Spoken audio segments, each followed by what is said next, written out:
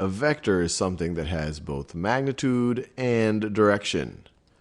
Magnitude and direction. So let's think of an example of what wouldn't and what would be a vector. So if someone tells you that something is moving at 5 miles per hour, this information by itself is not a vector quantity. It's only specifying a magnitude. We don't know what direction this thing is moving 5 miles per hour in. So this right over here, which is often referred to as a speed, this is a speed, is not a vector quantity just by itself. This is considered to be a scalar quantity. If we want it to be a vector, we would also have to specify the direction. So for example, someone might say it's moving 5 miles per hour east. So let's say it's moving 5 miles per hour due east. So now this combined 5 miles per hour due east, this is a vector quantity, and now we wouldn't call it speed anymore. We would call it velocity. So velocity is a vector. We're specifying the magnitude 5 miles per hour and the direction east. But how can we actually visualize this? So let's say we're operating in 2 dimensions. And what's neat about linear algebra is obviously a lot of what applies in 2 dimensions will extend to 3, and then even 4, 5, 6, as many dimensions as we want. Our brains have trouble visualizing beyond 3, but what's neat is we can mathematically deal with beyond 3 using linear algebra, and we'll see that in future videos. But let's just go back to our straight traditional 2-dimensional vector right over here. So one way we could represent it as an arrow that is 5 units long. We'll assume that each of our units, our unit here is miles per hour, and that's pointed to the right, where we'll say the right is east. So for example, I could start an arrow right over here, and I could make its length 5. The length of the arrow specifies the magnitude. So 1, 2, 3, 4, 5. And then the direction that the arrow is pointed in specifies its direction.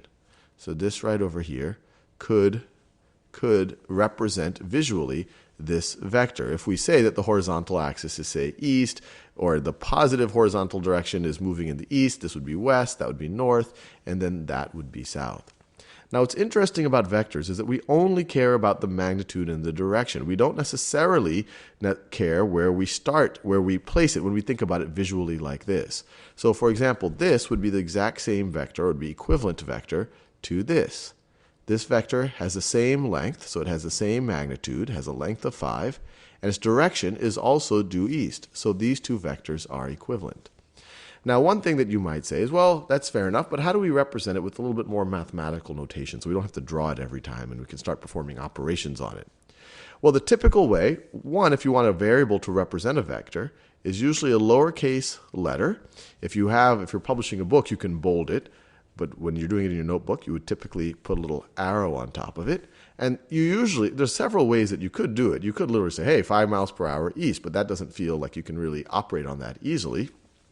The typical way is to specify, if you're in 2 dimensions, to specify 2 numbers that tell you how much is this vector moving in each of these dimensions. So for example, this one only moves in the horizontal dimension. And so we'll put our horizontal dimension first.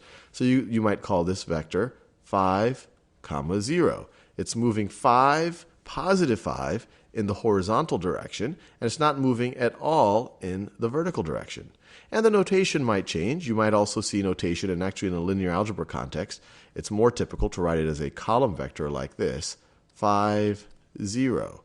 This, once again, the first coordinate represents how much we're moving in the horizontal direction, and the second coordinate represents how much are we moving in the vertical direction. Now, this one isn't that interesting. You could have other vectors. You could have a vector that looks like this. It's moving, let's say it's moving 3 in the horizontal direction and positive 4. So 1, 2, 3, 4 in the vertical direction. So let me see. It might look something like this. So this could be another vector right over here. Maybe we call this vector vector A. And once again, I want to specify that it is a vector.